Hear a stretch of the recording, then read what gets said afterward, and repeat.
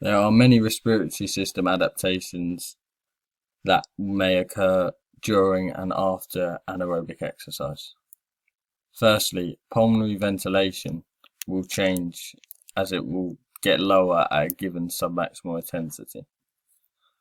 However, pulmonary ventilation will get higher during maximal intensity, which is what this anaerobic exercise would be, and this is due to the fact that your tidal volume will increase and so will respiratory frequency. Pulmonary diffusion will stay unchanged during rest and also at a submaximal intensity, but it would get higher during maximal intensity. This is due to a higher lung perfusion. This is relevant to anaerobic exercises. This is an adaptation that would occur in this exercise due to the intensity. Arterial venous oxygen difference will get higher due to the amount of oxygen extraction and a higher amount of active muscle blood flow. These are adaptations that will take place in the respiratory system due to this anaerobic exercise training. Energy system adaptations. Adaptations will also occur in energy systems due to this long-term anaerobic training. Examples of the adaptations that may occur include, firstly, one adaptation that could occur due to persistent training is that ATP/PC stores may increase slightly. This would be a beneficial adaptation, as this would mean that a person could produce energy for longer periods of time. This could be relevant in terms of a shot put thrower who will perform one fast maximal contraction, and with an increase in these stores could perform this better and without having to use other energy systems, and therefore create waste products such as lactic acid. Another adaptation that may take place due to this anaerobic training would be an increase in anaerobic enzymes and the amount of these you have. This would therefore positively benefit future anaerobic exercise. This is due to the fact that this would allow the process of breaking down glucose to happen quicker and more efficiently, and overall decrease the time it takes to produce energy, meaning anaerobic performance would improve as this energy needed would be provided quicker. In terms of sporting examples, these adaptations explained would be relevant to a 100-meter sprinter, as this increase in ATP/PC stores could mean that this system would be able to fuel the performer for the whole event and therefore create no waste products, which would increase and better overall performance. In addition to this, as a games player such as a footballer would also benefit from these adaptations, as if they had more of these enzymes, they would be able to create anaerobic energy faster and therefore fuel their bodies quicker and enable them to successfully counter-attack as well as track back, and also make it to 50-50 challenges first.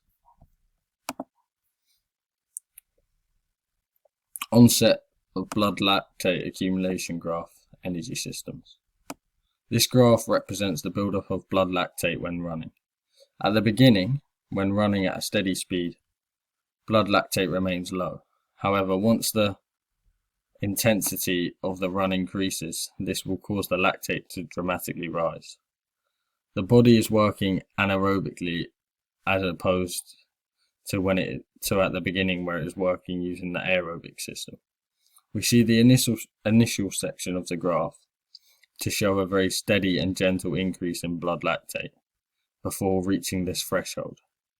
This is due to the fact when running from speeds of 4 to 11.8 kilometers per hour, the body will be using the aerobic energy system, which therefore means very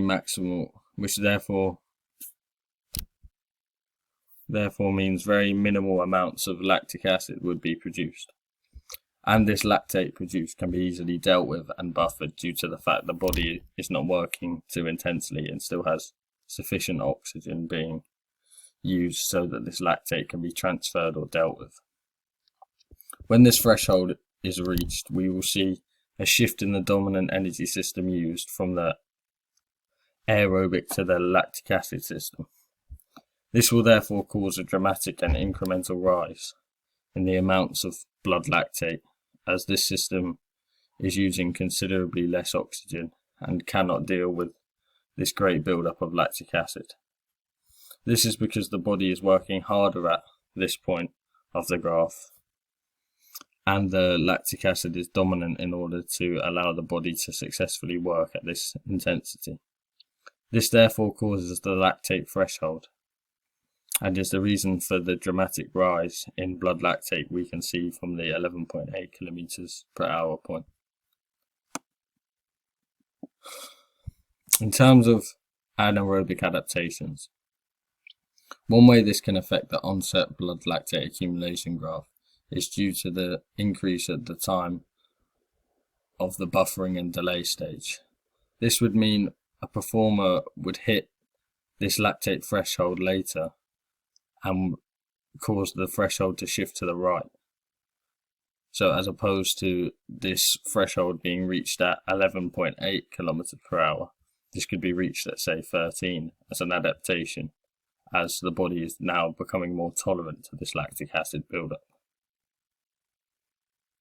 This adaptation would mean a performer would be able to perform without this lactate in their blood for longer, and therefore would be more efficient while performing. In addition, this would increase your body's tolerance to lactic acid as an adaptation, and therefore improve performance, as you would be able to work using the lactic acid system for longer without the effects of the waste products. This adaptation in terms of sport would allow a performer such as a 400-meter sprinter who would use the lactic acid system throughout their event would be more efficient in running without having to slow or stop due to lactic acid buildup, and would also mean they can recover faster from this event. This is why this energy system adaptation overall would be hugely beneficial to games players and event performers. Skeletal system. Your skeletal system can change a lot when anaerobic exercise takes place.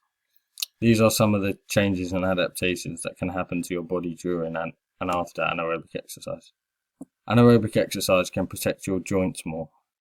Regular anaerobic exercise increases muscular strength, and this additional muscle mass and strength translates to joint protection in the body. This will mean that your joints will become more protected by the increased muscle mass, and therefore give protection to the bones as an adaptation of this anaerobic exercise. This will then mean that it will also reduce the risk of injury. Anaerobic exercise will also increase your bone strength and your bone density. This helps to prevent things such as osteoporosis, which is the loss of bone that happens naturally as the body ages.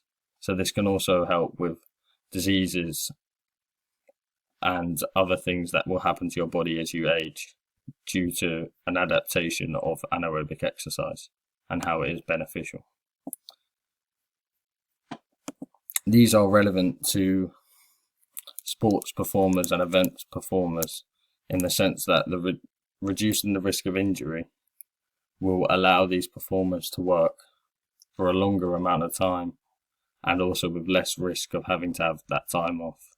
For example, if a footballer gets injured seriously, they may be unable to play again and therefore lose all their income and also be unable to play the sport.